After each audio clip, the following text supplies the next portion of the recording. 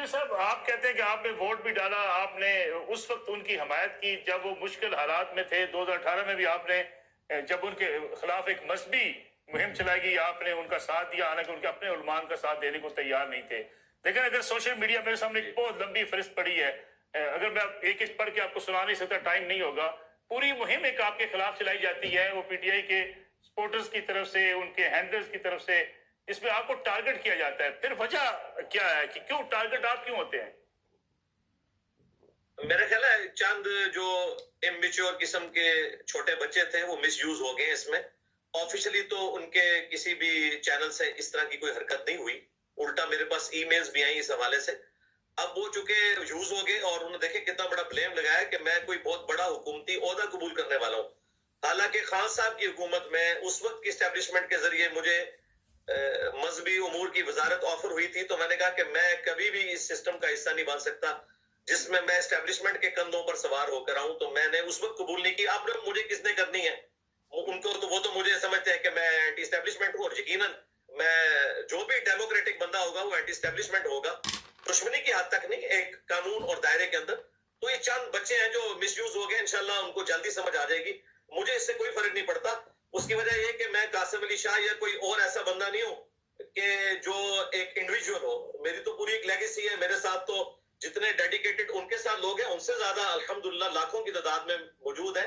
और अल्लाह का शुक्र है, बड़े इल्मी तरीके से वो अपने मामलात को लेके चल रहे हैं और जवाब दे रहे हैं। और हैरान कुन बात यह है कि इन्होंने उन वीडियोस को काटा है जो 8 से 1.5 साल पुरानी एक वीडियो है, जुलाई 2022 की, एक ऑलमोस्ट 7-8 महीने पहले की है, एक तकरीबन 3-4 महीने पहले की है। और ये वो वीडियोस हैं जिनके क्लिप्स इन्होंने अपने हक में यूज किए हुए हैं, काट काट के। और उसमें मैंने पूरी बात की थी, इन्होंने अपनी जो हक में बात थी वो ले ली, दूसरी वाली उस वक्त छोड़ दी और अब उसको शेयर करवा रहे हैं गोया कि मैंने कोई ताजा बयान दिया है। ऐसा कभी भी नहीं है जी। अस्सलाम वालेकुम वरहमतुल्लाहि वबरकातुहू। इकबाल हो दाम हो, स्पेशल प्रोजेक्ट के साथ हाज़िर हैं। मेरा ये टॉपिक नहीं इसके साथ ये बात करूं क्योंकि इसके हम फेवर में भी रहे। अब मैं शुरू हो जाऊँ जी उसकी बुराई करने में। सिर्फ एक बात पे इसने कहा जी, उस वक़्त की एस्टेब्लिशमेंट ने मुझे ऑफ़र की थी, आ जाएँ आपको मजहबी अमूर की वजारत देते हैं वगैरह वगैरह। किस तरह दे देते? ना तो सेनेटर, ना तो MNA, कहाँ से तो भाई तुझे मशीर वगैरह लगा सकते, तो वो तो मेरे जैसे भी एल कांटे जाके लग सकते हैं। तो ये अलामा साहब जब झूठ बोल रहे हैं, इन्होंने और भी कितने झूठ बोले, चाहे मैं बोलूँ झूठ, वो सामने आता बल्कि चढ़ के बोलता है। अच्छा जी, अब ये लेकिन प्रोग्राम हमारा नसरुल्लाह मलिक पे है। नहीं, ये नसरुल्लाह मलिक जो है ना, इसके पास जाली डिग्रियाँ थी, अलखैर यूनिवर्सिटी और हजवेरी डार की यूनिवर्सिटी वगैरह से। ये एक टीचर छोटा सा लग गया, फिर इसने वो ढूंढता तेज़ था ना, ये जो 2 नंबर बंदे होते हैं आम बंदों की निस्बत तेज़ होते हैं। ये फिर शहबाज शरीफ तक पहुंच गया। वहाँ पे जाके इसने फिर घर का था ना, तो एक तो होता है ना, मैंने आपको बताया था, एक होता है भाड़ू, उसका पंजाबी में दल्ला, एक होता है शोरबा पीने वाला। तो ये घर से शोरबा पीता था, घर से लाता था सामान उसके लिए, शहबाज शरीफ के लिए। फिर इसने सुपीरियर यूनिवर्सिटी बना ली कलमे चौक के ऊपर। पहले सुपीरियर कॉलेज बनाया था गार्डन टाउन बरकत मार्केट, फिर सुपीरियर यूनिवर्सिटी बना ली वगैरह वगैरह। शहबाज शरीफ को इसके रेगुलर सप्लाई जाती रही है, मसाज भी करवाता था सब वगैरह वगैरह। ये ढूंढ लेता है ना, फिर लोगों को मजबूर करता। जो लाहौर से बाहर या बड़े कराची से बाहर या इस्लामाबाद से बाहर आए, तो इतने भी अखराजात वो जर्नैल करनैल नहीं होते, या उनके पास कोई ATM मशीन नहीं होती, बस हैंड टू माउथ होती है, लिमिटेड उनको जाते हैं अखराजात दिए जाते। लेकिन उनको ऐसे महफिल में धकेला जाता ज़बरदस्ती कि जहाँ पे अखराजात ज़्यादा हों, फिर उनको कहा जाता है कि आप ये थोड़ी सी देर लगनी, इतनी सी तो है, तो ये आप ये कर लो, तो ये कर लो, तो फलाना था। वो बेचारी लालच में आ जाते। औरत बहुत लालची नहीं, आजकल के नहीं, हमेशा से लालची आई है। औरत लालची होती मर्द की निस्बत ज़्यादा। अच्छा जी, वहाँ पे करता रहा।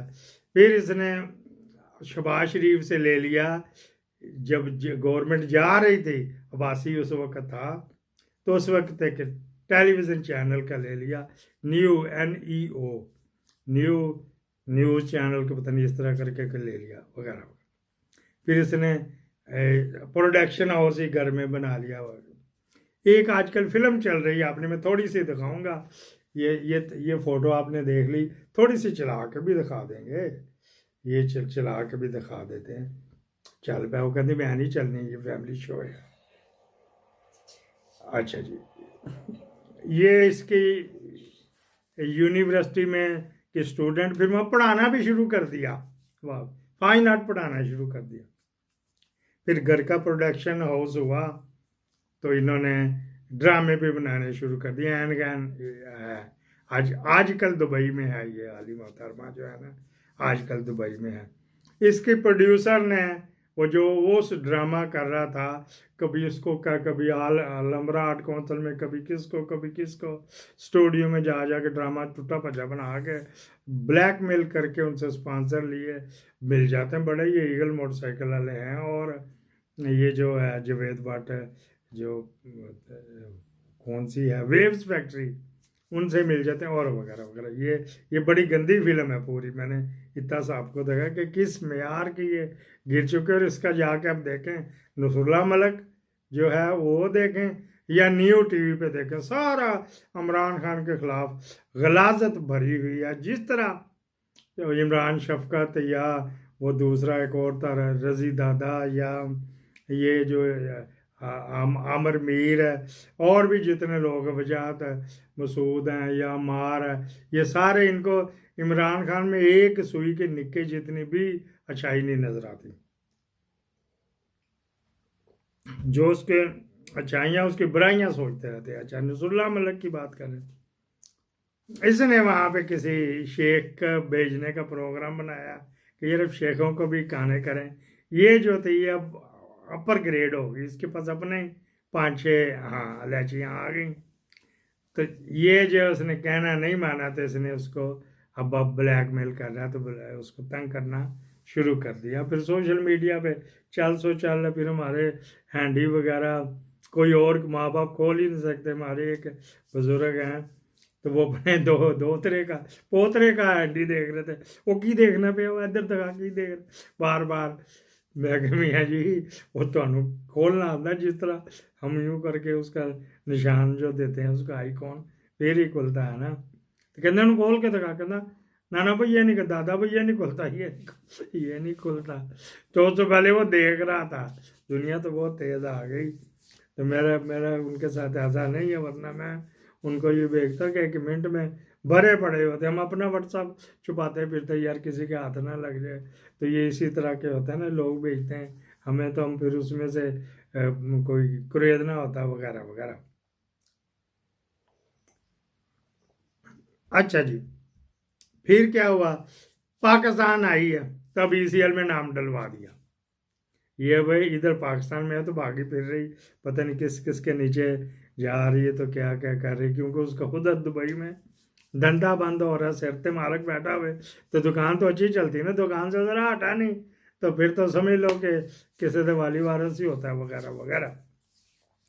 तो ये नसरुल्लाह मलिक साहब वो हैं जिनका ये धंधा है। मैंने नाम ले लेके उसका नाम भी टीवी का नाम भी लिखा हर तरह का। क्यों जी कर्नल साहब ठीक है ना, सही टोका, ठीक है, तो असी खुश रहो, असी साड़ी खैर है। अच्छा जी, अब एक यही नहीं, वो तान के FIA सुता अभी ये किधर गया, वो साइबर क्राइम विंग, ये फिल्में मुख्तलिफ किस्म की अलीज़े की चल रही है, फलाने की टमकाने की, कोई किसी को 2-4 को पढ़ा ना तो फिर जनाब अली बताएंगे तुझे किसने भेजी थी। मुझे भी पटा लटकाया जाए तो मैं भी बताऊंगा 5 लगा के कि तुझे किसने भेजी थी। एक कला एजेंसी होती है, वो चैन को पीछे उसके ऊपर बंदे को पुठा लटा देते हैं, उसके हाथ भी बांध देते हैं, तो वो जो उसको फिर चैन को घुमाते तो टांगे ऊपर चले जाती हैं। तो फिर हाथ तो पहले ही बंधे, तो फिर टांगे ऊपर हों तो फिर वो लितर जो है ना जब पचता है ना तो सही सारे ये घुटने से लेके ऊपर तक हाँ जी लाल हो जाता बांदर की तरह। तो हमने ये बताना था कि साइबर क्राइम वालों की मिली भगत से भरपूर तरीके से पाकिस्तान में चकलस्तान बना हुआ है अब इसका क्या किया जाए, तो जान सलाम अलग जैसे। और इसको ही देखो टीवी चैनल पे भी बैठता है, तो इसको शर्म ना आई मुल्ला को कि उसके तो चैनल पे जा रहा है, बदनाम है ज़माना।